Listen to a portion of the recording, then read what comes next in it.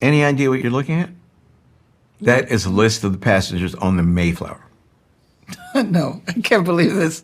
No, my ancestors did not come here on the Mayflower. Hey, what's going on, folks? We have a great show for you today. Marxist feminist activist Angela Davis found out on some PBS show that her ancestors came over on the Mayflower. We're gonna watch it and react. It's pretty funny. Then we're gonna talk about the World Health Organization pandemic treaty that's being fact-checked all over the internet. What's really going on? What does it say? And are people exaggerating about it? And then I'll react to this quick clip of Janet Yellen, the Secretary of Treasury of America, hanging out with Zelensky of Ukraine. What a lucky lady. It's like the Coachella for rich people. Anyway, God bless you. The show starts now. It's the Dream Rare Podcast. Welcome to the show. The way to get the news at the desk or on the road. Let's go. God is great and success in our control. The world is crazy, but we get better from obstacles. Yeah. Hey, what's going on, everybody? Welcome to today's live episode. I apologize for Facebookers yesterday. I guess there was a copyright clause on the Woody Harrelson clip from SNL, so it cut my stream off in the middle. You got to watch the full one on YouTube if you want. So first thing I want to do today is I want to play this clip of Angela Davis. She was on PBS's Finding Your Roots, where I guess they do genealogical tests, and she found out that her ancestors are actually on the Mayflower. It's pretty funny. And for those who don't know Angela Davis, some know her as a Marxist, a leader of the Black Power movement. Some would call her a feminist, definitely pro-communism, pro-socialism, etc. So mixed feelings, whether you're left-wing or right-wing. But this is her finding out that her ancestors were on the Mayflower. Pretty funny. Any idea what you're looking at? That is a list of the passengers on the Mayflower. No, I can't believe this. No, my ancestors did not come here on the Mayflower. Your ancestors came on the Mayflower. No. You are descended No. from one of the 101 people who sailed on the Mayflower. No. Stop. Seriously, stop. Seriously, stop. You're going to blow my whole life's work here. You can't tell me that because I hold... Yeah, I'm sure she's really nice to people who have ancestors who did that. So let's watch another clip. Another clip. Hold on. You, Angela Davis, are descended from a patriot. Your fourth great-grandfather served in the Revolutionary War. And as you can see on the muster roll in front of you, he played the drums. Yes. So... She looks like so shook. She's like, what? Excuse me? Run that back. How does this show work? They just go in the cold. They're like, hey, we're going to do a DNA test. And they're like, oh, yeah, my father probably came from like African kings. And they're like, no, actually, you have like, Mayflower DNA. And it's like, gulp. I don't know. When you were studying the American Revolution, did it ever occur to you that you could have an ancestor? Absolutely not. Absolutely not. What do you do with that information now that you know that you are descended from someone who did, in fact, serve in the American Revolution? Well, the American Revolution should have gone further than it actually did. Without a doubt. But... It should have gone further. And you know whose fault it is, Angela Davis? You know whose fault it is that it didn't go further? Your ancestors. They were 1/100th one of the problem. Oh, man. Too funny. I'm glad to be able to have this information. Right. Because, and one of the reasons, and I'm thinking off the top of my head right now. Of course. Because you only just threw all of this information at me. We are improvising together. But... She's like, man, this is all so sudden. She like looks over at her lawyer. She's like, why didn't you tell me that this was going to happen? But no. As far as Angela Davis as a person, I've heard the name. Obviously, that's like a legendary, iconic name you hear growing up, but I never really learned much about her. I found out she was like Marxist, feminist, so similar to most history I learned in school, pretty much a lie, or, they pick certain characters and tell you how great they are, but they don't tell you the full story. So, I can't really say I have a huge stance on her and her legacy because I don't really know much about it. So, I just thought it was hilarious because I'm sure that was not information she was wanting to hear. I'm sure that's contradictory to a lot of things that she thinks and, how she treats others. But who knows? I don't know that much about her. I'm going to play this other clip because it kind of goes hand in hand. This is going viral on TikTok and Twitter. It's basically two black celebrities saying, you know, I just want black people to win. I don't really care who, just, you know, people of my skin color, I want them to win. And this brings forward a really important racial conversation that we're probably not supposed to have, but let's roll the dice. Who cares? I don't care. And last but not least, who are you rooting for tonight? I'm rooting for everybody black. I am. Betting on black tonight. 5 years ago here at the Emmys, you told us that you were rooting for everybody black. Tonight, Issa Rae, who are you rooting for? Everybody black. Nothing has changed. It will never change. So I saw this going viral on Twitter because a lot of conservatives were complaining about it. They were like, that's racist. You know, you shouldn't root for people of your skin color. That's racist, you know. And then the left, when you do something, they say that's racist. And then that turns into the political debate. Well, you're racist because you don't like Kamala Harris. I mean, there's no other reason to not like her, even though we didn't even vote for her in the Democratic primary. And then they're like, you're racist for not liking Tim Scott. I mean, Tim Scott's a yucca good conservative just like me. It's like, I'm just so tired of the word racist because it's been so abused and overused. And I have an unpopular opinion about that clip. And this is my narrative. I'm sticking to it. I've done a lot of research. I know how I feel in my heart. I would not call that racist. These are two black females that want other black people to win. I don't care. I don't think that necessarily means you hate everybody white or hate everybody of another race. I don't believe that. I just think they prefer their own race. With that being said, my issue with all of this stuff is don't know those people, but I'm guessing if a white person were to say, I just want someone white to win, I don't really care who, they would be the first ones calling them racist. So I think the double standards when it comes to race are the annoying part and the hypocrisy. As far as who you root for, you know, maybe you're Irish and you root for Conor McGregor. Maybe you're black and you don't know your ancestry that much and it doesn't mean that much to you. Like say you're Nigerian and it's like, oh, I root for Nigerians because I have like true roots from Nigeria and I really know Nigeria and it's different than other Africa. You could root for Nigeria. But a lot of black Americans, they don't really have a connection to like a specific country in Africa. They just say, you know, all black people, that's what I want.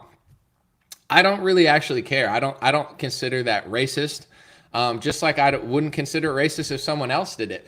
My issue is the hypocrisy and the double standards. For example, if you have a bunch of black celebrities and Jewish celebrities per se, and I separate Jewish from white because some Jewish people say they're white. Others say, I'm not white, I'm Jewish. It's a separate identity. That's what I believe. You can have these people say white, right? A lot of black celebrities, a lot of Jewish executives and celebrities say white power, white supremacy, white this, white that, white.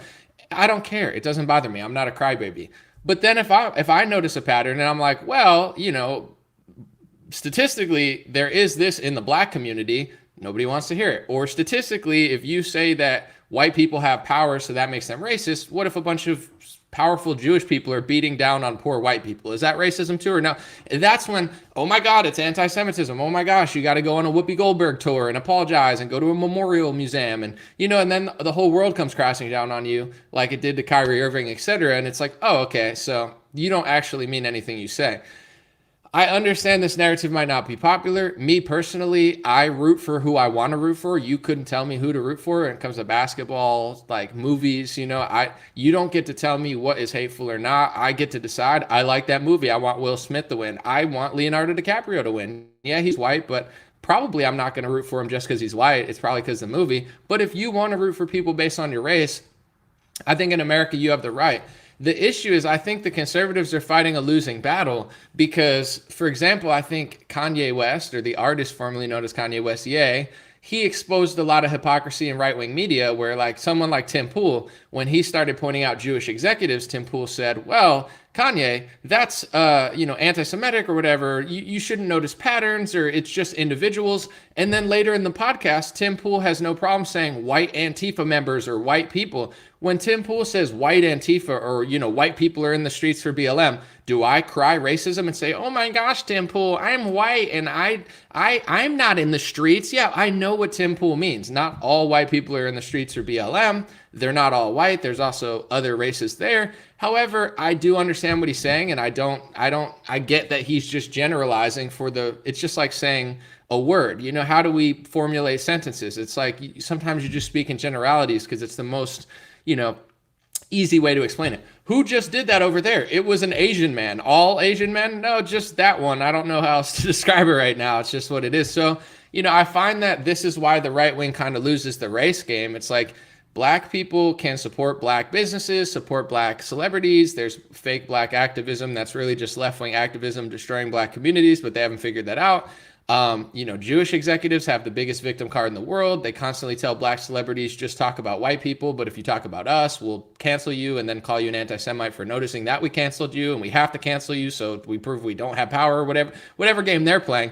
And then it's like people like Tim Pool just sit there and are like, oh, I don't notice patterns, her, look how not racist I am. And then he continues to say white Antifa, white this, white that, because Tim Pool knows it's easy to dunk on white people on the conservative side. That's a low target that no one's going to cry over. But if you talk about black or Jewish, then you start to have problems. So even Tim Pool knows, even though he's fighting racism, he's playing into the left-wing narrative that you can only group white people, and that's not hateful, but you can't group black or Jewish or any other group. And also, when you group white people, you can't really be complimenting them. You just have to beat down on them as a group. Everybody knows that. So there's this, you know, unfair societal race game going on, and the left wing is driving it. You know, fake activists are driving it, but the right wing is kind of just allowing it. And the best that they can really do to combat it is say that you're racist if you want black people to win awards, you're racist if you don't like Tim Scott, you're racist, you're racist, you're racist. And then they continue to do what people like Tim do and just say, oh, well, I don't notice groups or patterns, but white Antifa, white this, white that. You know, Tim is just like a watered down version of the left-wing narrative, and that's what most right-wingers do. They just basically live in the world of the left and fake fight them for clicks, and then, you know, when push comes to shove, the left keeps driving you further towards insanity. So me personally, I don't root for people just because of their race. However, if you do, I don't think that's necessarily racist. I think that word's overused, and I think in order to combat it, we need to just stop screaming that word that doesn't even mean anything anymore and get to the root of the issue.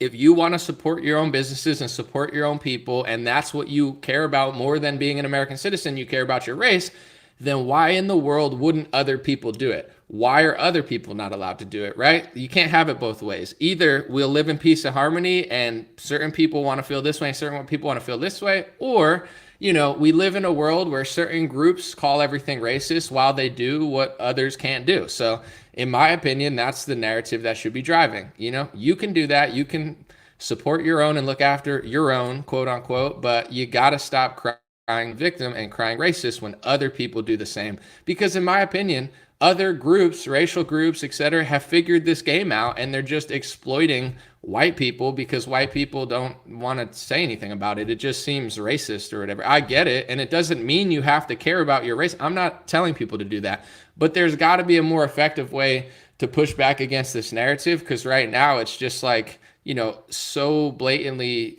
hypocritical. And I think that the right doesn't know how to counter it. They only know how to like react to it. And it's been very, very ineffective. Let me know what you think in the comments. I'll probably read them after, but you know, Angela Davis, pretty funny. That other thing, just, I don't know, just another person's opinion, doesn't really bother me.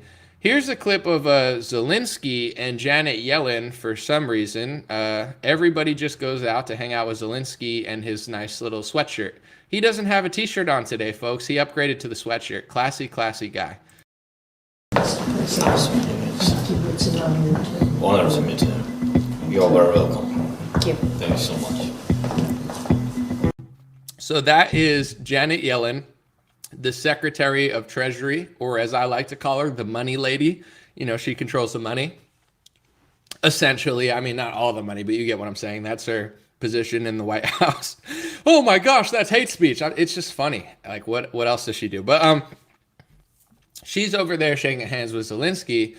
A lot of people are saying on TV, well, I mean on Twitter and other social media, why in the world is the Secretary of Treasury over in Ukraine right now? The answer is, well, she controls a lot of the money, and the money's going to Zelensky. So why wouldn't she meet with him? That's the, you know, that's the baby daddy, or she's the sugar mama. That's sugar mama Janet Yellen with sugar baby Volodymyr Zelensky, you know what I'm saying? Why not meet the maker? You know, who's making the money for me? Oh, I'm Janet Yellen. I make it. She's like, oh, thank you so much. You know, it's just a nice little meet and greet. Like, that's where I'm getting the money from, besides the taxpayer and you, of course. Here's a funny one. I thought of a joke in my head if I wanted to get canceled and taken off of social media. What does Janet Yellen, Volodymyr Zelensky, BlackRock, who gets the multi-billion, almost trillion-dollar contract to rebuild Ukraine, and Kolomoisky, who funded Zelensky's rise, what do they all have in common? Janet Yellen, Zelensky, Larry Fink of BlackRock, and Kolomoisky, who funded... I don't know. I don't know what they have in common. That's the joke, because you're not allowed to even notice patterns because they absolutely don't exist. It doesn't exist unless it's being used against you. Then it does exist, because it only exists to, you know, tell you that you're terrible because of how you look. But if you notice other patterns, then it just doesn't even exist. That's my semi-joke of the day. Is what it is, just another day in the American empire, them funneling money all over the world and telling you that they don't have any money for your stuff, whatever. Let me know what you guys think about any story. Short ones today. Angela Davis learns that is she part white or something? I don't know. I guess, how did her parents come over on the Mayflower? Maybe she's got some wasp in her. You know, a lot of these black activists, not all of them, but some of them are like half white, or their dad was white and they're like, I'm black. And it's like, yeah, you are part black, but you're also part white. So, you know, some of like the most stringent activists look like Sean King, or, you know, they were raised by white people like Colin Kaepernick. I don't care. It doesn't mean you can't do black activism, but it's like, I don't know. It's, you know, have a little bit of love for your white family too. Just, you know, it's like, if I'm mixed, it's like, I love my black dad. I love my white mom. I love my family. We're mixed, you know, instead of being like, sometimes the most, like, it's like they got something to prove, you know what I'm saying? They're trying to get their street cred or something, but whatever. It is what it is. It's just, I'm going to call out the BS when it's just fake and stupid. Let's see. I'm going to read a few comments. Someone said, Secretary of Treasury Janet Yellen funneling our money to Ukraine. Oh, I forgot the second story. My bad. The pandemic story. So thank you guys for still being here. This is perhaps maybe the most important story. So I'm not out of material. I thought I was. I forgot I had another one. So there's a pandemic treaty going on, and I have to let you know, even talking about this is risky because all like Associated Press and all these stupid fact checkers and fake media, they're all trying to frame the narrative. And this is what they do. And here's another thing. There's two reasons you shouldn't just exaggerate and make stuff up. Ready for the two reasons? One, it's not true. If something's not true, it doesn't matter if you're CNN or a truther. Why would you be a truther if you're not telling the truth? There's a lot of fake truthers out there. So you shouldn't exaggerate and lie, because one, when you do, you're not the truth anymore, you're a liar. And two, the media wants you to exaggerate so they can frame the story for everybody. So, you know, a lot of these fake truthers are the ones that are actually helping the media, because it's almost, I'm not saying they're controlled opposition. I just think some people are like super sloppy with their reporting. But when they're sloppy, it's like a double prong. They confuse the crap out of millions of conservatives and truthers. And then also they give Associated Press and all these fact checkers a way to frame the narrative and make it seem like it's not a real story. So there is a real story when it comes to the pandemic treaty, but the fact checkers are just finding the stupidest, fakest people and being like, oh, look, they're saying that Joe Biden gave all our sovereignty to China and it's giving up our rights. Here's the truth about what's going on.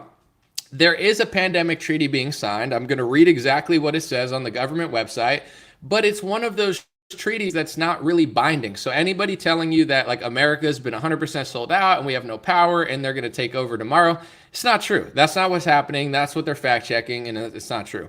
However, there is a treaty going on, and although it's not binding, they're not talking about it or signing it or whatever they're doing, you know, pledging allegiance to this WHO treaty. They're not doing it for no reason. They're doing it because they plan to follow some sort of structure and guidelines. That's why they're doing it. And the sad part is, here's the three-pronged system that always gets me in trouble. You know, something crazy happens. Truthers exaggerate about it. The media then fact checks the truthers that lie about it. And then if you even talk about the subject, they try to destroy your entire credibility and rope you in with all the other idiots and say that you're saying that. How many videos have I had taken down because they're like, well, you're saying this? And I'm like, I never said that. They're like, well, this means this. I'm like, just because someone else said something doesn't mean it's my, like, I can't cover the story now because other people falsely covered it and some people told truth so you didn't want to, like, it's this stupid game the media's been playing for years, but it is what it is. All right. So this is right off the government website, okay? Statement by Ambassador Pamela Hamamoto, World Health Organization, fourth meeting of the Intergovernmental Negotiating Body, okay? Press release February 27th, yesterday. In the year since its full-scale invasion of Ukraine, Russia has killed tens of thousands of Ukrainian men, women, and children, uprooted more than 13 million people from their homes, and bombed more than 700 hospitals. The U.S. joins others in condemning Russia's unprovoked, unjustified war against Ukraine. We continue to stand with the Ukrainian people and call for a just and durable peace in accordance with the UN Charter. So first of all, listen, I love America. I am American. I'm not Russian. I have no allegiance to Russia. It's like the first paragraph. They're like unprovoked. They could pretend like they didn't provoke Russia at all, but everybody knows that's not true. I'm not saying Russia is justified in invading, but from 2014 on, the World Health Organization is trying to pretend like they didn't provoke Russia at all. No, who believes this stuff? I don't like I'm not Russian. I'm just saying, because they're like, oh, what are you, pro-Russia? Oh, Putin? Will Putin tell you to say? No, it's just reality. I've watched videos. I've studied history. NATO and America absolutely provoked them. But that's the first paragraph, and this is their thing. Anyway, so here's the pandemic accord. They just had to throw that in. The United States is committed to the pandemic accord to form a major component of the global health architecture for generations to come. That sounds frightening. Shared commitment, shared aspirations, and shared responsibilities will vastly improve our system for preventing, preparing for, and responding to future pandemic emergencies. We seek a pandemic accord that builds capacities, reduces pandemic threats posed by zoonotic diseases, enables rapid and more equitable responses, and establishes sustainable financing, governance, and accountability to ultimately break the cycle of panic and neglect.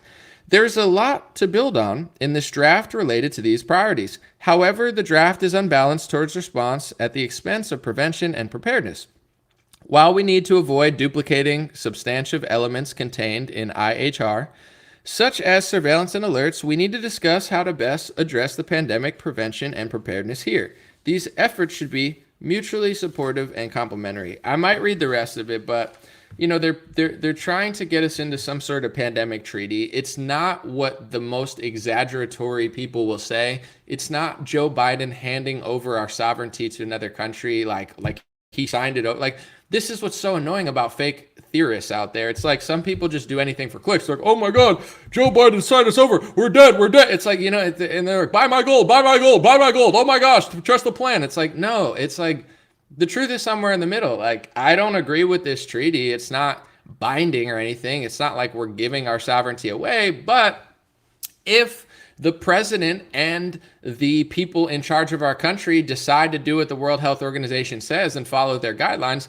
then indirectly we are being controlled by the World Health Organization. For example, if YouTube bans my video and I'm an American journalist or an American news analyst and I can't say the truth because the World Health Organization decides so, and YouTube decided that they're going to side with the World Health Organization over me, then indirectly the World Health Organization is controlling American media because you're not allowed to disagree with them. And there have been so many times, I did the reporting that the World Health Organization disagreed with the CDC, that the World Health Organization disagreed with reality. So, that's how they're controlling America. It's not like Joe Biden, is signing away our sovereignty and now we're controlled by the UN, but they do have influence over America because so many oligarchs, Democrats, some conservatives, and companies, etc., politicians, they want to follow these rules. And that's like people see communism seeping in globally. And if you could read the Communist Manifesto if you want to know what it's all about. But in general, I could sum it in 4 or 5 principles because I actually read it. They want total control of the media. Communists want, one media, one communication system that they control. So they control communication, phones, media, what you're allowed to say. They control property. I believe also, I'm trying to think of the other things that they're centralized. Banking, obviously, like centralization of banks and a monopoly, state monopoly. So when you look at on a global scale, there's two ideologies right now. There's, sovereignty, saying every country should do its own thing. And then there's the communists who say we all should work together under unison. The combo, I think, would be good. Yeah, we're all so connected. We have to work together. Whether people like it or not, we have to work with China because we get billions of products from China. And China has to work with us because right now we're giving them billions or trillions of dollars every year in commerce. So whether people want to admit it or not, we have to work with China. So in some senses, yes, we do need to cooperate with the world. But here's where the left and the World Health Organization goes too far, in my opinion. Then they think that they control this, they control this. It's like the federal government. It just grows and grows and grows. And next thing you know, they're telling the whole world to lock down. And it's like, you're a threat to the global community if you don't listen to us. And it turns into a whole like communist power structure, whether it's signed or not, where everybody's following the same exact orders. And, to me, this is a really obvious thing that happened where with certain quote unquote conspiracy theories, some people would say, well, the whole world would be on it. Do you think every country would lie in unison? That's been like a heavy, if this is happening in America with the space program or whatever, that would mean China and Russia would be lying too. And it's like, how could they all lie? And you get what I'm saying? I watched the whole world basically lie or basically follow unison in 2020. So now, although it seems far-fetched, how could the whole world lie? That sounds like hard to do. It kind of happened in 2020. I mean, maybe Belarus, Sweden, there were very few people dissenting from the global strategy, maybe like 5 countries total or something out of hundreds. So you see in real time how most of the world can either lie or follow an agenda that turns out to not be so, accurate or such. So, we'll read on from this, what the actual thing says, but, I'll just spare us the boringness of this thing. You could read it yourself. Oh, actually, I do want to read this paragraph because they get into like abortion. It's like, they're like, for the pandemic, we need reproductive health services. It's like, dude, the WHO is so disgusting. Sorry, it's like, we're the World Health Organization, and this is a pandemic treaty, and the first thing we need to talk about is the Ukraine war and abortions. It's like, what the hell, does that have to do with the pandemic? These people are so gross. I'll just read this paragraph. We appreciate the focus on equity in Chapter 3, but also agree it must be better integrated across our draft. Our work must be inclusive and applicable for the improved health and well-being of all people. A commitment to equity must address inequities, not only between countries, but also within them, not just protecting populations from pandemics, but also from illness, death, and disrupted access to essential healthcare services during pandemics, including sexual and reproductive health services. So they're like, during a pandemic, we need to make sure the abortions and birth control are getting out there. The World Health, and this is actually on the U.S. government website, in their collaboration with the World Health Organization. It's like, these people are such degenerates. I don't care what you do, but it's like the agenda is so obvious. And then when you disagree with the agenda, they'll call you a conspiracy theorist or they'll call you too far right. It's like, maybe, just maybe, you didn't do a good job in 2020, unless your job was to sell vaccines and run around the world treating people like animals. If that was what you wanted to do, then you did a good job. But if you were actually trying to make the world healthier, you didn't do a good job. I mean, kids got fatter, people got fatter. Now there's mysterious illnesses. It's like, oh my gosh, I wonder what it is. I don't know. Unlike other people, I'm not just going to blame the medical product, which they have no liability for, although that is an obvious question mark. But what about the fact, there was a lot of anomalies that happened in 2020? Maybe you screw up people's bodies if you keep them inside like animals. There's a reason people don't just sit inside all day. There's a reason people have schedules and work out. It's because it's healthy. So when you take all that stuff away, it's not just the medical product. And I'm not saying this to cover up for Big Pharma, because I do think that they don't have liability and the media will never tell the truth about what's going on. But in general, it's like, that's not the only thing happening. There's a lot of trends in America. The food quality. what people are eating. You know what I'm saying? Stress. People are more depressed because of cell phones. People have been addicted to opioids and fentanyl and stuff for years. That's been driving our health down for a decade. So now, because the vaccine industry and the media is so dishonest, everybody's going to think that the medical product that they force on everybody is the only thing that could be hurting people. But it's like there's one of 50 things, including the lockdown and how they treated people. All the stuff that's been going on has effects in this country, and you could see even before the COVID even was told to us, for decades, there have been a lot of trends and diseases that are trending in the wrong direction. So, unfortunately, we'll never have a real conversation about this stuff because, the media is just so dishonest. But let me know what you think. I'm not even going to read more of the pandemic treaty, but you get it. It's just another BS propaganda little thing going on where they're going to do something to basically put a blueprint in place of how they want to act during a pandemic. Some truthers will tell the truth about it. Some are going to exaggerate, lie, and make it seem like it's something it's not. And then the media is going to fight with the people that are exaggerating and act like that's the only thing going on. That's the game being played. That's why it's key to be accurate. Not only do you want to be accurate, but it's like there's a proxy war. It's like the media lies, certain truthers lie, the media fights with those truthers, the truthers fight with the media, and that happens with every subject. And they use it to like bury the subject. That they use it to be like, oh, well, that's the craziest thing, and don't even look there. And so many people actually believe it. And the reason they believe it is, one, they're foolish, naive, or uneducated, or rather maybe just like ignorant, egotistical.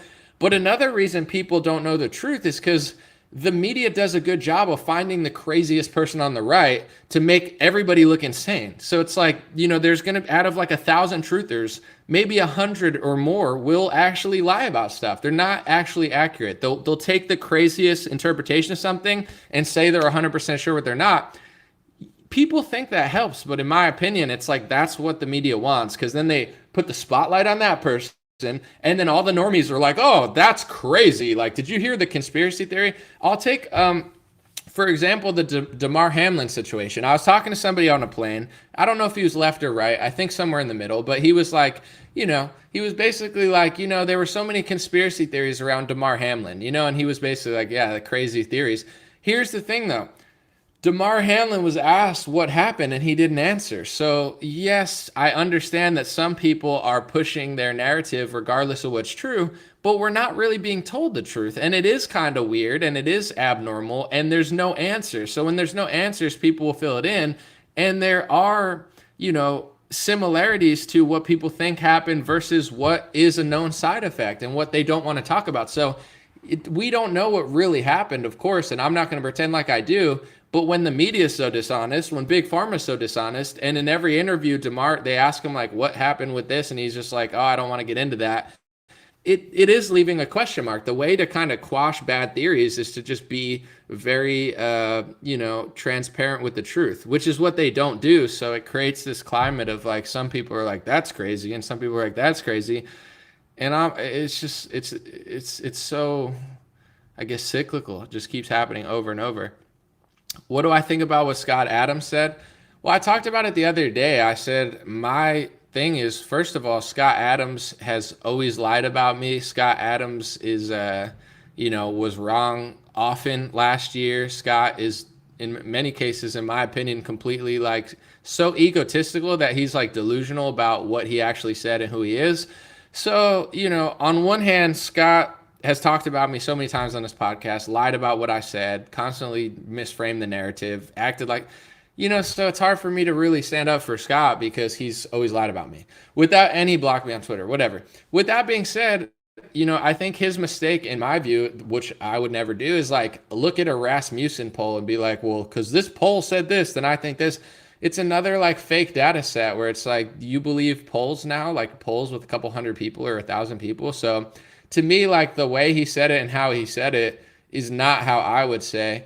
With that being said, I understand what he was trying to say or what he was saying, and the double standards. If he said it with another race, nobody would care, but obviously they do care because of how he said it. But, he can handle his own stuff. I mean, he's not been really, I wouldn't say respectful, but he's constantly belittled me, Scott Adams. He's constantly lied. I don't need to live in his world to think about what he says. I talk about race all the time. I talk about demographics all the time. I talk about crime rates. So I'm not diving into Scott's weird world to try to defend him on what he said, because he's always been like, oh, anomaly here.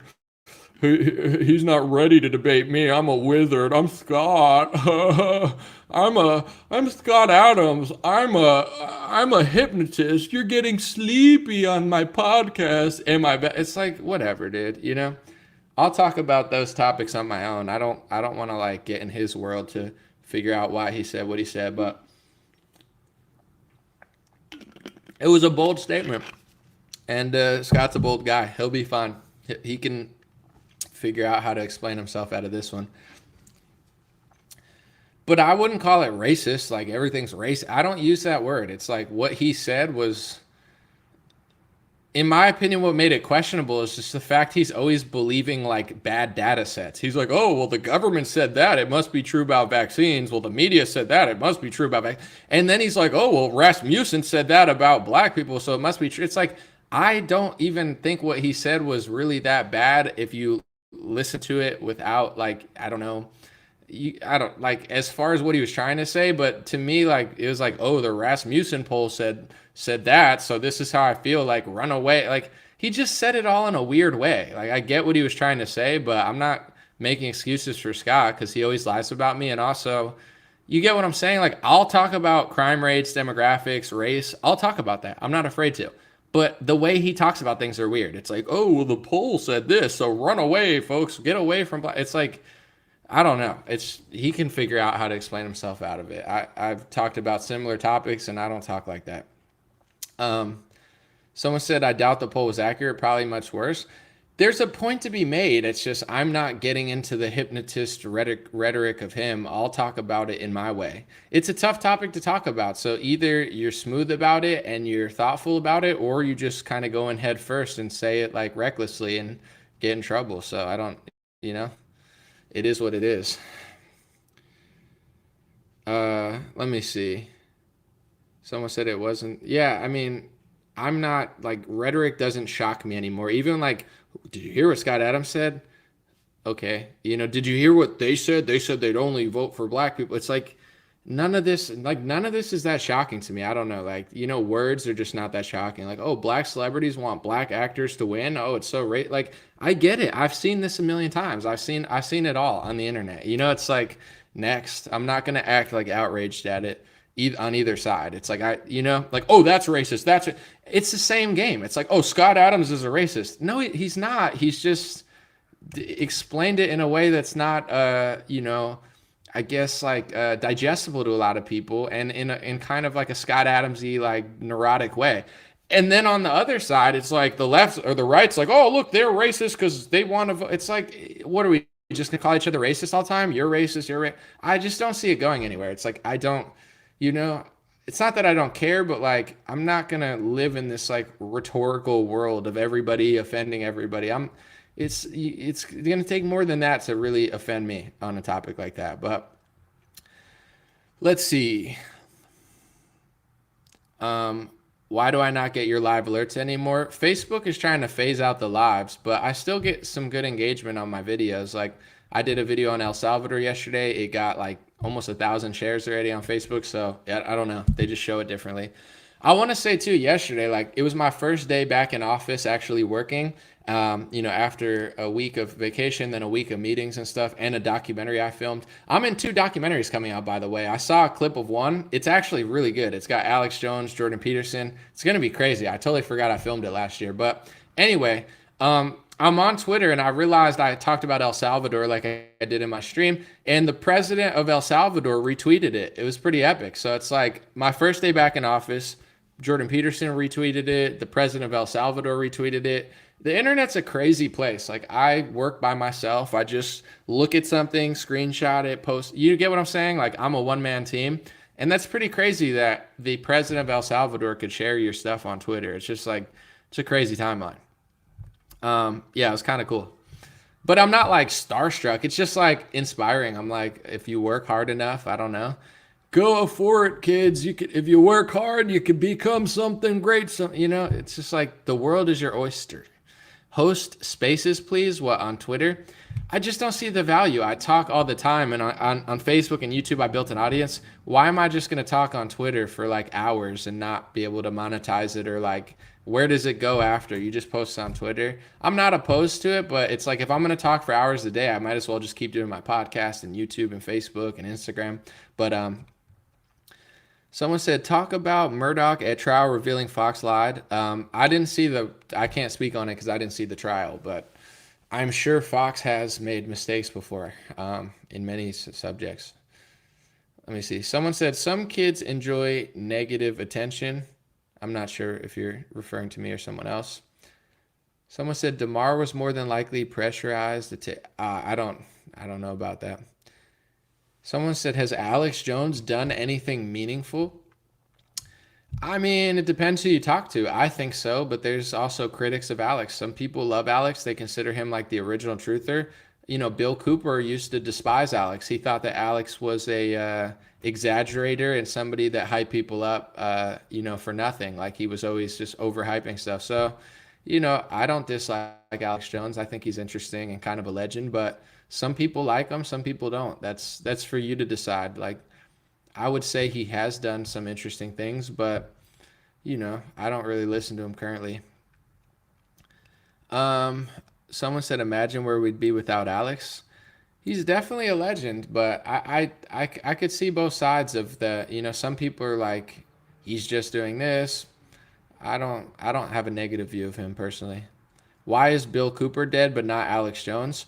Well, here's the thing. I mean, G. Edward Griffin's alive. He's 90. Are you going to say G. Edward Griffin's not the truth because he's alive? You don't want to start playing that game. And Bill Cooper is dead because he got in a gun shootout with the police. So, Bill Cooper wanted the smoke. Like, listen, I like Bill Cooper. I think he was a legend, but he got in a literal gunfight with the cops. So, he was one of those guys like, you're going to have to take it from my dead body types. And, I think that's pretty much why Bill Cooper's dead. So I wouldn't, I don't know. It's like, oh, why are you not banned and I'm banned? It's like, you don't want to play that game. Some great people are banned. Some great people are dead. Some great people live till they're 90. Dick Gregory lived a long time. G. Edward Griffin lived a long time. I don't think you should play the game of like, well, he's not the real deal because he's still here. That's almost playing into the negative thing of like, oh, they're going to win. It's like saying the devil's going to win. Like the only way to be a truther is to die. Like if you're alive, then you're not. Like it's almost giving the devil and evil people more power and just saying like God has no power on earth. Like, I don't believe in that. It's like if you're a righteous person, you could live till you're 100 years old. I believe, with that type of mindset. But if you have the mindset of like, oh, if I tell the truth, the Clintons are going to get me, then you're playing into like the devil, thinking like God has no power. The people who do great things and live a long time, they believe in God. They believe that God overpowers evil. I don't understand so many people that are like, well, I guess evil wins. It's like, on what timeline, in what world?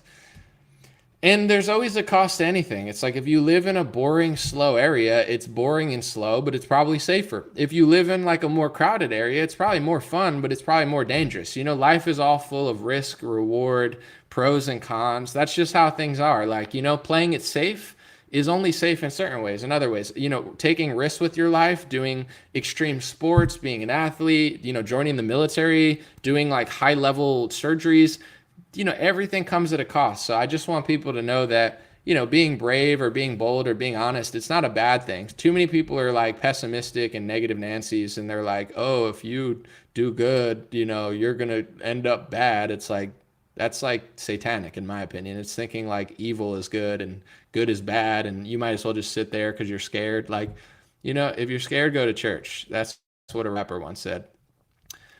If you're scared, mother effer, go to church. I don't know who said that, but somebody. Excuse my language. Speaking of God, who is the God they're referring to on Cash? I don't know. It's like Egyptian or something. Cash is weird. It's like E pluribus unum pyramid, George Washington. They're like, go give your money to the Federal Reserve. I don't know what's going on the dollars, They're like, America was founded by the patriots like George Washington. So here's a random Egyptian pyramid and some language that you don't quite understand with a word that you don't even know what it means. It's like, now go buy a hot dog. You're like, okay, whatever. I got $1. Like, I don't know why it is that way, but it is. 1999, they were going to cap the pyramids. I don't know if that's true, but what does that mean to cap a pyramid? Like put a cap on it? Bust a cap in a pyramid, put a hat on it, a dreamrare.com hat, just put a nice God bless hat on top of the pyramid. That would be kind of based. Someone said, I thought Bill Cooper was gunned down by undercover FBI agents who were causing a disturbance at the end of the driveway. When he told them to get lost, they murdered him. Well, obviously I wasn't there, but apparently, they were. I mean, I could look at the Wikipedia again. I forget it. Not that I believe Wikipedia, but the rough story is like, maybe he wasn't paying taxes or he wasn't doing something, and agents came to his house and he came outside and had a fight with them. I mean, I don't know what's true. Maybe they just killed him, but he definitely was a former military. Maybe he pulled like a patriot, like, get the hell off my property. And then, a gunfight started. I don't really know exactly how it happened. I could look it up though and tell you what it says. Obviously this doesn't mean it's true, but only his family would probably know the truth. I could see it going either way. Like, he's kind of a hard ass, so maybe he really didn't want to do what they said. All right, I'm going to read. Ready? As Cooper moved away from the UFOlogy community and towards the militia and anti-government subculture in the late 1990s, he became convinced that he was being personally targeted by Bill Clinton and the IRS. In July 1998, he was charged with tax evasion. An arrest warrant was issued, but Cooper eluded repeated attempts to serve it. In 2000, he was named a major armed fugitive by the U.S. State Marshal Service. On November 2001, Apache County Sheriff's deputies attempted to arrest Cooper at his Eager, Arizona home on charges of aggravated assault with a deadly weapon and endangerment stemming from disputes with local residents.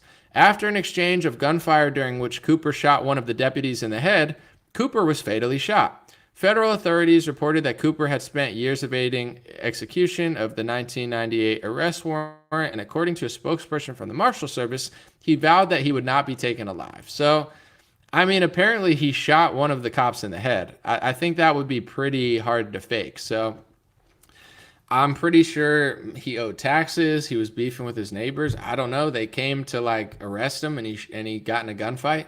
So I don't know. Yeah, I don't know if that's true, but in my opinion, it would be hard for if they just said they shot him randomly, it would be easier to lie about. But if he actually shot an officer in the head, I'm guessing that would be a lot harder to like lie about. But I don't know. You could believe what you want to believe. I haven't really like looked into it too strongly. I have heard videos of him saying though, like I've listened to a lot of Bill Cooper videos. So I've heard him basically be like, if they want me, they got to take me dead. Like he was that type of dude, that was like, you're not doing that to me. I'm not moving. I'm not budging. So I could see him actually firing at the police. I'm not saying he wasn't harassed and targeted, but I do think there's some validity to that story because you could listen to podcasts of him in his like last years. I'm pretty sure he said that. Like I've heard him say like, they're not gonna take me or something. I don't know. Ruby Ridge, Waco. Yeah, that was crazy. The 90s were crazy. Ruby Ridge was crazy. Waco was crazy. It's crazy stuff happened in the 90s for sure. Someone said that's harsh for police to come arrest an American citizen for unpaid taxes. I couldn't do it if I were a cop. Yeah, I mean, it's definitely rough. Someone who kind of did that game too was John McAfee, who, in my opinion, seems like he was killed. I don't know. Maybe he committed suicide, but if I were a betting man, I would say McAfee was killed. He was evading taxes, calling out the CIA, running around the world. Like, modern day, like McAfee was playing that game as well. It's a bold game to play. It's not my game. I mean, it's a wild game. And in general, it's like, the world is not fair. I'm not saying you shouldn't fight to make it right, etc. But like, the world isn't fair. And, if you're trying to play that game, you're going to piss a lot of people off. you're going to piss everybody off no matter what you do. Like, people are going to be pissed off if you're being honest, but it's like, you know, like, what level do you want to take it to? Like, who do you want to be in this world? Personally, like, you know, there's some people who say don't pay taxes. It's like, if everyone didn't pay taxes, it would be easier. But as far as like, if you individually just don't pay taxes for 5 or 10 years, eventually they're going to get their taxes or throw you in jail. Even if it's not legal, you know, technically they've somehow made it legal. You know, I understand the dynamic. Maybe someone knows a way to not pay taxes. I don't know. There's people who claim they do, but overall it's like, you know, it's like a cartel in Mexico, like kidnapping you, and then you telling them like, oh, but this isn't the rules. They're like, we don't care about the rules. You know what I'm saying? We actually don't care. Like, you know, the rule book doesn't matter sometimes. Like, you know, it's like, well, technically this is illegal. They're like, yeah, we know. So, you know, in this world, yeah, you got to pick your battles. Like, do you want to do that? You know, is it that bad? But it is legendary to just say no sometimes and be like, listen, I'm not doing that. But everything comes at a cost.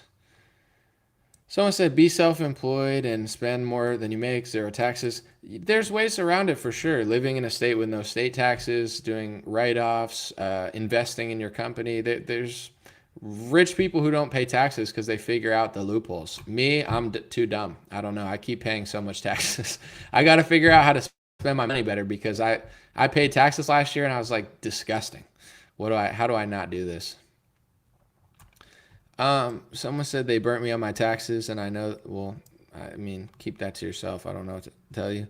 I'm not being rude, but you know, I didn't want to read that full comment. Nothing offends like the truth.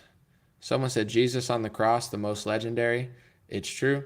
Someone told me recently I looked like an off-brand Jesus, and it's like, they said it was a compliment, and it's like, technically, yeah, there's only one Jesus, so everybody else would be off-brand. I don't consider that offensive because it's like, you know, the only on-brand Jesus is the real one. So at best, you're off-brand. McAfee said, do not take the blank blank. Yeah, I know he did. I almost was going to like interview him at one point or try to because like his wife was on Twitter being like, yo, if anyone wants to interview John McAfee, like, you know, email here. And I was like, that would be cool. But then, you know, not the time to do that. Get myself an accountant. I had one, but it didn't work out. So now I got to get a new one.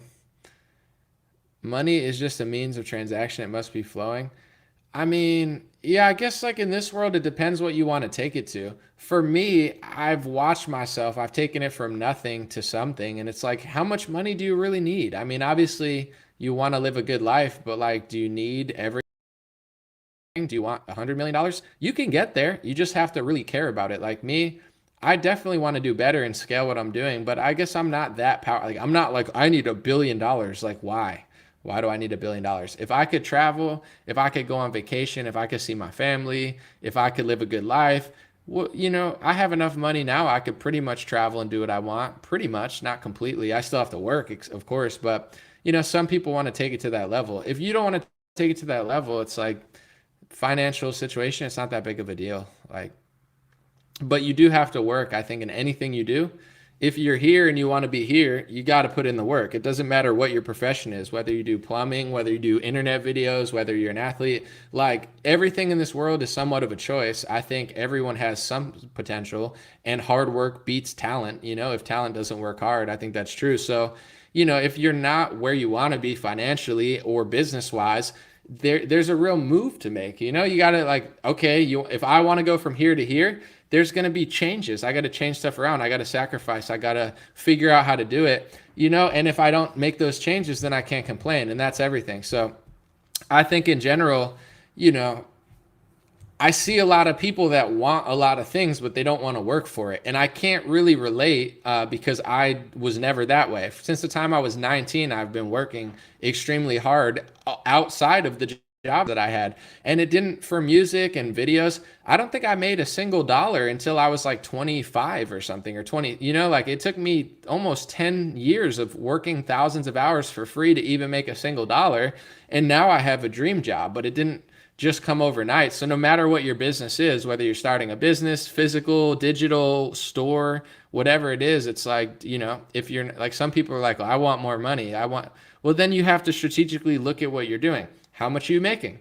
What's the max that you can get at that company? Like if you move up the ladder, where can you get to? Is that where you want to go? Then stay there and work in that lane. But if it's not where you want to go, then you got to make a move. You know what I'm saying? There's got to be, and sometimes you got to make that move outside of work. So, even with the financial situation, even with taxation, America's a great place. Like, when you go on cruises, it's kind of sad, but they use a lot of foreign workers because, they can pay them less. There's cheaper rules in those countries and it's easier to get labor. That's why people pay India for like a lot of consulting and stuff. It doesn't, they're not necessarily better, but they're just cheaper. Some of them are great, no question about it. But, long story short, America's a great place to be. Like even if you're getting taxed too much, getting taxed in America is better than living in another country and just, getting like 1/8 of what you're making here. So if you're in America, if you have the internet, if you're even in Europe or Australia or wherever you are, you have the internet. Like now, I just see so much amongst all the craziness of the world.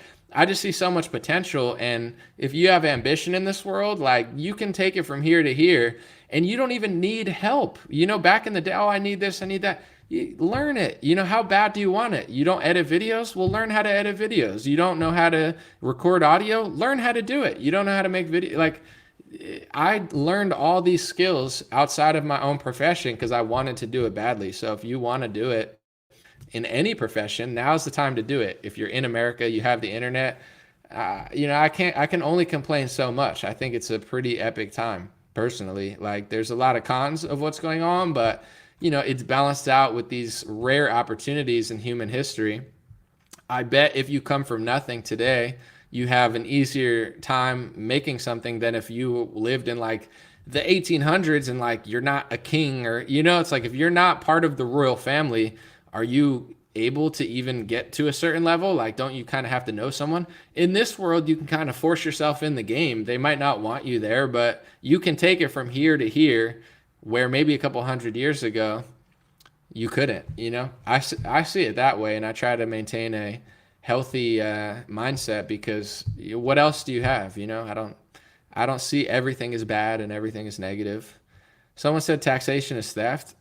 That's a conversation that needs to be had in politics because the government keeps getting bigger because they're stealing our money and that's their business model, and Republicans do very little to stop that. In fact, I learned that even during the Trump administration, that even though he lowered taxes for certain things, he destroyed a lot of write-offs in California and New York. As far as like he actually made me pay more taxes because I'm not able to write off my state taxes now. So it's like, Republicans don't really cut taxes that much. And I'm libertarian when it comes to taxes. I think they should be closer to zero. I think the Republican Party is a socialist party. Fiscally, I think they just pretend to be free market. And if you really want to scale the government down, you have to stop the taxes, like to some extent. You can't just let them tax you like 30%, 35%. It's too much, in my opinion. Let me see. Someone said, just claim to be a victim race, you're good. Nah, you don't need, you could do what you want, but that's not a fulfilling life. You might be able to get money or influence or protection from the media, but is it really fulfilling? Just be yourself, be strong, and you don't have to play that game. Someone said, you're slacking, bro. This is old news. I covered it last week. It's hilarious. You're the man, Craig. You're ahead of the curve. You're the best news analyst in the world. It goes you, then no one else, dude. Congrats. You're the man. Someone said meatball anomaly. I don't even know what that means. You're calling me, meatball Ron DeSantis and meatball anomaly. I saw him at an Italian restaurant eating meatballs, and it's just disgusting. Parmesan cheese all over their disgusting meatball face. They don't even have the luxury to wipe it off. It's like, all right, whatever, you got me. I want to keep this under an hour because it just looks aesthetically, I'm all about aesthetics here, even though I dress like a garbage man. No disrespect to garbage man. I just don't dress good, but I dress okay. It's just like, I'm not like wearing a suit every day. Like, hey guys, welcome to the show, but anyway, I want to keep it under an hour because it's like, $19.99, $20? No, $19.99. That's what we do. $59.59. That's going to be it. But appreciate you guys. Thanks for joining Dream Rare Podcast. All my links are at dreamrarelinks.com, black beanies at dreamrare.com, and we're going to try to get some new products soon. Appreciate you guys. Patreon, Facebook, email list. Thank you so much. God bless you. Let me know your thoughts in the comments.